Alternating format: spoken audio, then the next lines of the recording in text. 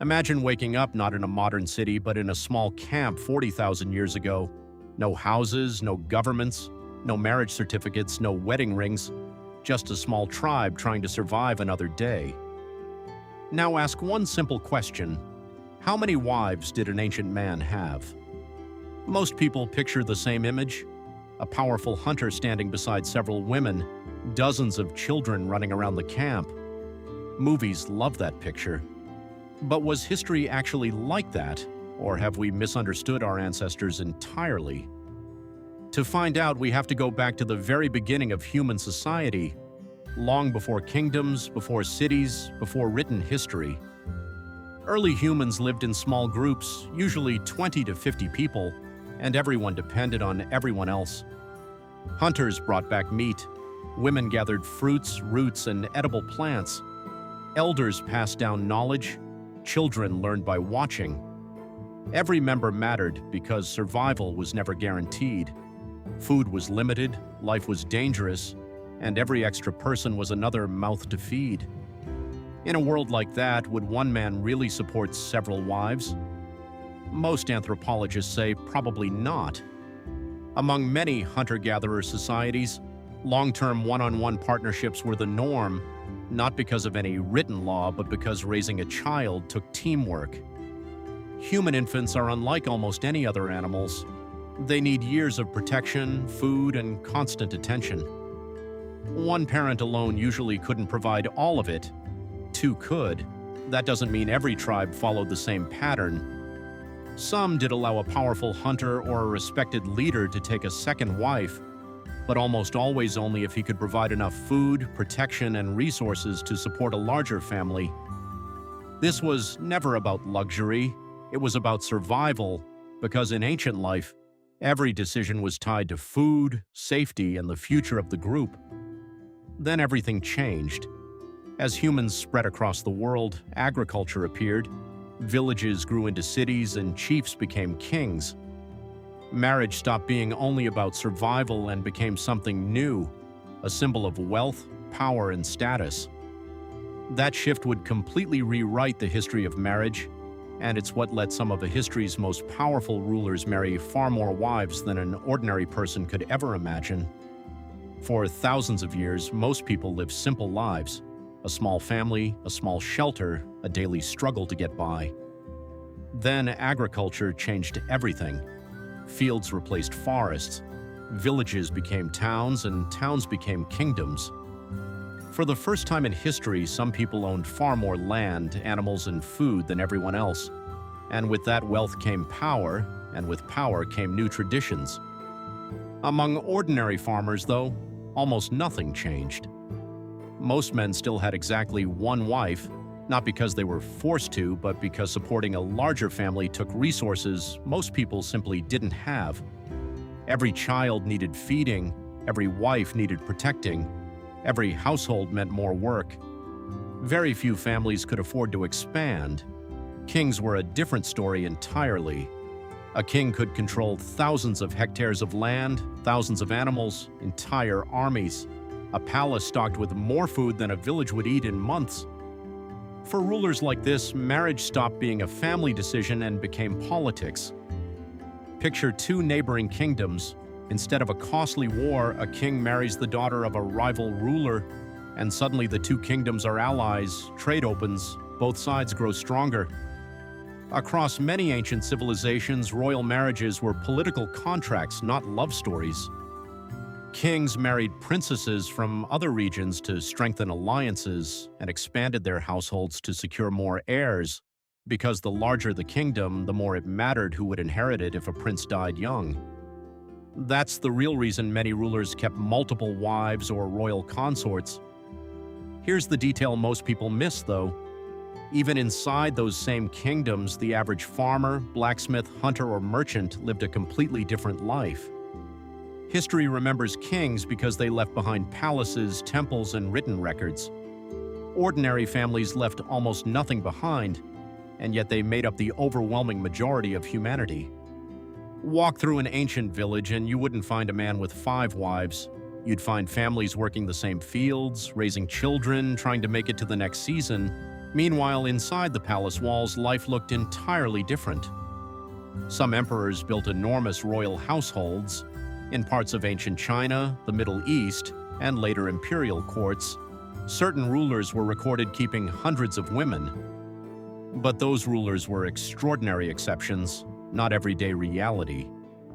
History tends to focus on the richest fraction of a percent and lets us assume everyone lived that way. The truth is more interesting. Most ancient people lived lives far closer to an ordinary farming family than to a king's court. But that raises another question. If powerful men could take multiple wives, did women have the same freedom? Or were the rules built completely differently for each sex? The answer to that reveals one of the sharpest divides between ancient societies and the world we live in now. Part 3. What about women? At first glance, ancient history sounds simple. Powerful men, many wives, end of story. Reality was messier than that. Picture a tribe 5,000 years ago where a skilled hunter has 2 wives. At first, it looks like an advantage. More family, more children, more hands to help. But it came with a real cost. Could one man actually provide enough food, shelter, and protection for everyone under his roof? If he couldn't, the whole family suffered. That's why, across most ancient societies, a second wife was only realistic for men with real resources behind them. For everyone else, one wife was simply the practical choice. So could a woman take more than one husband? In most ancient civilizations, the answer was no. Inheritance, property, and knowing who a child's father was mattered enormously. So very different rules developed for men and women. History always has exceptions, though, and this is where it gets genuinely surprising. High in the Himalayan mountains, and in a handful of other isolated communities, researchers found the reverse arrangement. Instead of one man marrying several women, several brothers would marry one shared wife. It's called Polyandry, and it wasn't about romance. It was about survival math. A tiny mountain farm might barely feed one family. Split it between several separately married brothers, and each piece gets too small to survive on. Keep it as one shared household instead, and the land and the family stays intact. That single example says something bigger. Human societies never followed one universal rule. Marriage shifted with geography, food supply, climate, and culture. What worked on a frozen mountainside made no sense in a desert kingdom. What worked inside a royal palace made no sense for a farming family down the road. That's exactly why serious historians don't ask, "What did ancient humans do?" They ask, "What did this society do?" Because the answer changes from place to place. One thing, though, holds true almost everywhere. Whether it was one husband and one wife, one husband and several wives, or the rare case of one wife and several husbands, the underlying goal was the same. Give the next generation the best possible chance to survive. Which raises the obvious question, if ancient marriage was built entirely around survival, what changed to get us to where we are now? Cities replaced villages, governments replaced tribes, technology reshaped daily life. Has marriage itself changed? Yes, though maybe not as much as you'd expect. In most countries today, monogamy, one husband, one wife, is both the legal standard and the overwhelming norm. Many societies don't legally recognize more than one spouse at all. But history leaves fingerprints.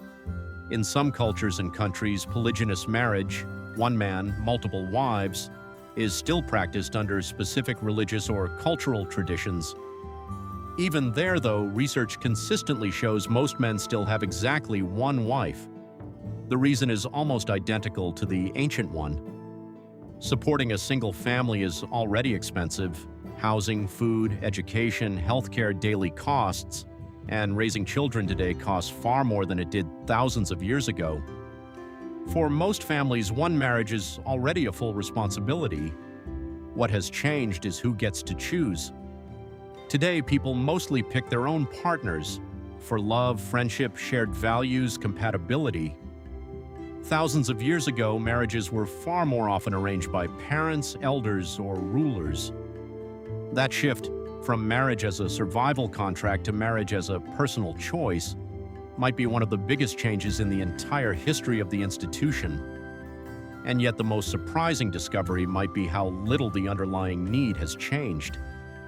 Across every era, caves, ancient villages, modern cities, people have searched for the same things: trust, security, family, belonging, someone to face hard times alongside. The setting changed, the rules changed, the traditions changed, but the pull toward building a family has run through every chapter of human history. So, did ancient humans marry more than one wife? Sometimes yes, but usually only in specific societies and usually only for people with real power or resources behind them. For most ordinary people throughout history, life was simpler. One family, one home, one daily fight to make it to tomorrow. That's the part of the story we tend to forget. Maybe because ordinary families didn't leave monuments behind. They built something else instead, civilization itself. So after all of this, what's the real answer? Did ancient humans marry more than one wife? Sometimes, but nowhere near as often as movies and legends suggest. If you only look at kings, emperors, and powerful rulers, it's easy to assume every ancient man had multiple wives. But those people were a tiny sliver of humanity. The vast majority were ordinary hunters, farmers, fishermen, craftsmen, and shepherds, working sunrise to sunset just to feed the people in front of them. For them, supporting even one household took everything they had. Multiple wives weren't out of reach because of any law, they were out of reach because of reality. Food was scarce, resources were precious, children needed years of care, and every extra family member meant more responsibility, not more status. History also shows us marriage was never one fixed thing. Ancient Egypt had its own customs. Rome had different ones. China, the Middle East, Africa, Europe, and Asia all built their own versions. There was never a single universal model, but underneath all that variation, one goal barely changed: protect the next generation, raise children, create stability, help the family survive. That was the actual purpose of marriage, long before any government or legal system got involved. Today, the picture looks completely different. People have far more freedom to choose their own partners, and education, career, and personal compatibility matter more than political alliances ever did. Technology changed how we meet, how we communicate, even how we fall in love. But something underneath all of that has barely moved. People still search for trust, companionship, safety, and someone to share an uncertain world with. Maybe that's the oldest human tradition of all. Not the size of the family, but the search for someone to face life alongside. So the next time someone says ancient people all had many wives, you'll know the real story is more interesting than that. Some rulers did, some cultures allowed it, many never practiced it at all. And most ordinary people throughout history lived lives a lot closer to ours than we tend to imagine. The past is rarely as simple as the myths make it look, and that's exactly what makes it worth it. If you enjoyed uncovering the truth behind ancient marriage, hit like and subscribe for more documentaries on ancient humans, forgotten civilizations, and the surprising truths hidden in history.